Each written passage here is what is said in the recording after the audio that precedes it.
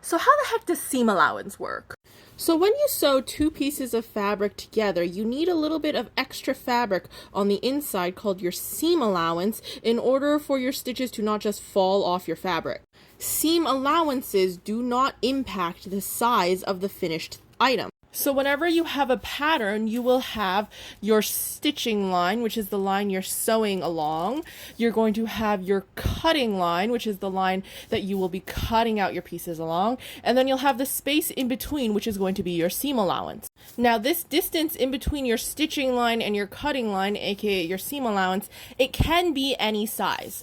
On this pattern piece, my seam allowance is 1 inch. Which means if I need to adjust the size of this pattern piece and how it fits, I have 1 inch of extra fabric to work with in order to do that, and I don't have to cut out a brand new piece of fabric. When it comes to quilting, oftentimes your seam allowances are very small. They are 1/4 of an inch big because that way you don't have to cut out as big of a piece of fabric, and you don't need this seam allowance to be very big in order to have strength, because when you quilt over it afterwards, that is what gives your quilt the stability it needs. Whenever you purchase a pattern, they may sometimes have the stitching line and the cutting line and the seam allowance in between marked out on the pattern itself.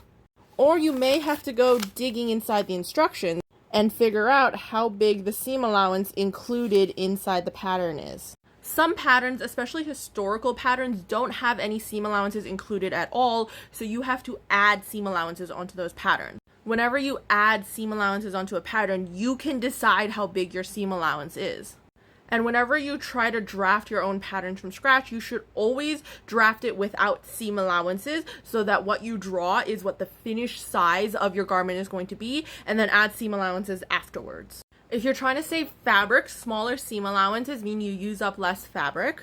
But if you're sewing for either children who grow or for yourself and you want to be able to adjust those clothings to fit you better, you should go for a bigger seam allowance, because then that means if you need to make something bigger, you have the fabric there to be able to let out the seams. Bigger seam allowances that allow for adjustability is very, very common in historical sewing, as well as certain kinds of modern sewing where something is expected to be regularly retailored to your body. And now you know. Happy sewing!